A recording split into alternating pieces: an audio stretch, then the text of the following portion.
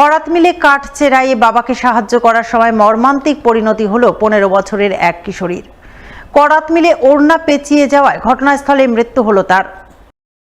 শনিবার দুপুরের দিকে ঘটনাটি ঘটেছে মালদার হরিশ্চন্দ্রপুর থানার বনসরিয়া গ্রামে। জানা গেছে মৃত কিশোরীর নাম খুশি খাতুন, বয়স 15 বছর। বাবার নাম মেরাজুল ইসলাম। জানা গেছে মেরাজুল ইসলামের বড় মেয়ের বিয়ে রয়েছে সামনের মাসে, তাই বিয়ের অনুষ্ঠানে রান্নার জ্বালানির জন্য এদিন তিনি কাঠ চেরাই মিলে কাঠ চেরাই করছিলেন।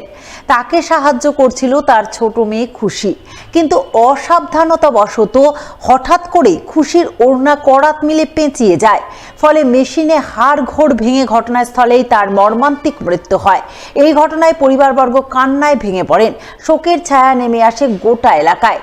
ঘটনার খবর পেয়ে পুলিশ গিয়ে দেহটি উদ্ধার করে ময়নাতদন্তে পাঠায় বলে জানা গেছে। মেয়েটা মারা গেল মানে কাচেরা মিলের বাবার সাথে কাজ করছিল। এবার মেয়েটা ওই খড়ি টানতে গিয়ে ওর উন্নাটা বেল্টের মধ্যে পেঁচিয়ে যায়, তাকে টেনে নেয়, তারপরে থেকে ছিটকে ফেলে দেয়। পাশের লোক এসে তড়িঘড়ি করে ওকে করে উদ্ধার করে, তারপরে আমরা ওকে হাসপাতালে আনার চেষ্টা করি। হাসপাতালে এনে ডাক্তারবাবু মৃত্যু ঘোষণা করে। কজন কাজ করছিল মিলে? 3 জন কাজ করছিল। ওর বাবা ছিল কি? ওর বাবা ছিল সঙ্গে। মানে মেয়েটা কি বরাবর এখানে কাজ করতে আসে না? না, ও কাজ করতে যায় না, কিন্তু এমনি নিজের বাবার মিল তো এই জন্য জ্বালানি আনতে নিয়ে গেছিল। তো ঘটনাস্থলে কি মারা গেছিল? ঘটনাস্থলে হয়তো সম্ভবত মারা গেছিল। আমরা কিন্তু হয়তো ভাবলাম যে বেঁচে আছে, তার জন্য হাসপাতালে নিয়ে এসেছিলাম তৈরি করে। কি নাম মেয়েটার? কি নাম? খুশি খাতুন। আর বয়স কত? বয়স 14 বছর। মাটি খননের সময় মাটির তলা থেকে উদ্ধার হলো এক ধাতব কালী মূর্তি।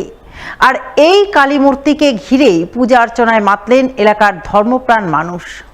শনিবার সাত সকালে এমনটাই ধর্মীয় ভাবাবেগের দৃশ্য নজরে এলো মালদার রতুয়া 1 নম্বর ব্লকের দেবীপুর গ্রাম পঞ্চায়েতের দুর্গাপুর স্ট্যান্ড এলাকায়। জানা গেছে রতুয়ার দেবীপুরের দুর্গাপুর স্ট্যান্ড এলাকায় বর্তমানে পিএইচির পাইপলাইনের কাজ চলছে। সেই কাজের জন্য শুক্রবার দুর্গাপুর স্ট্যান্ডের রাস্তার ধারে মাটি খননের কাজ চলছিল।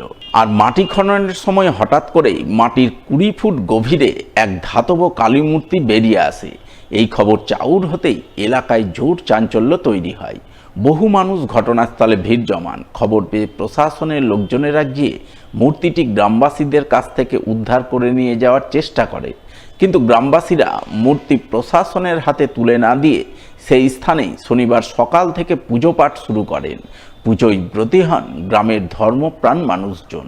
এলাকাবাসীর বক্তব্য, ধাতব কালী মূর্তিটি বহু প্রাচীন, সম্ভবত অষ্টধাতুর তৈরি। এই ধাতব মূর্তির মাধ্যমে মায়ের এখানে আবির্ভাব ঘটেছে, তাই তারা এই স্থানেই মায়ের বেদি তৈরি করে পুজো পাঠ করছেন। কাল দুর্গাপুর স্ট্যান্ডে, প্রপার স্ট্যান্ডে সন্ধ্যে 5:30টার দিকে আমাদের একটা পিএইচির কাজ হয়। পিএইচির আন্ডার ভিতর দিয়ে রাস্তা পারাপার করে একটা পাইপের লাইনের কাজ হচ্ছিল। তো কাজ করতে গিয়ে প্রায় 20 ফিট নিচে ওই পিএইচির লেবাররা একটা মূর্তি পায়।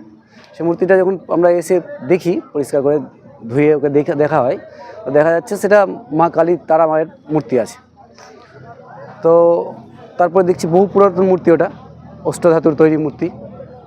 পাওয়ার পরে লোক জানাজানি হয়। লোক জানাজানি আসার পরে সকলে গ্রামবাসী ছুটে আসে সেটা দেখার জন্য। দেখার পরে সকলের ইচ্ছা যে সেটা পূজা অর্চনা চালু হোক। রাত্রি থেকেই আমরা সকল গ্রামবাসী মিলেই মায়ের আরাধনা চালু করি, পূজা পার্বণ স্টার্ট করি। প্রশাসনের দিক থেকে প্রশাসনরাও আসেন, শনাক্তকরণ করে গেছেন। ওনাদের মতন বলে গেছেন। আমরা আমাদের মতন গ্রামবাসীর যেটা আবেগ আছে যে এটা মায়ের অনেক দিন পরে আবির্ভাব হয়েছেন। আর আমাদের যা দুর্গাপুরে যেটা মনে সবার মধ্যে আছে যে মায়ের এখানে একটা মন্দির হয়ে পূজা অর্চনা চলা হোক, সেই রকমই একটা ছোট্ট করে বেদি করে আজকে পূজা অর্চনাটা বড় করে হচ্ছে। কমসে কম 100-100 বছরের বেশি পুরাতন হবে। আমরা চাইছি এখানে মা অনেক দিন পরে আবির্ভাব হয়েছে স্ট্যান্ডে, একটা আমাদের সকলেরই ইচ্ছা যে এখানে মায়ের মন্দির হোক এবং পূজা অর্চনা হোক। আমরা পূজা অর্চনা করি আর কি।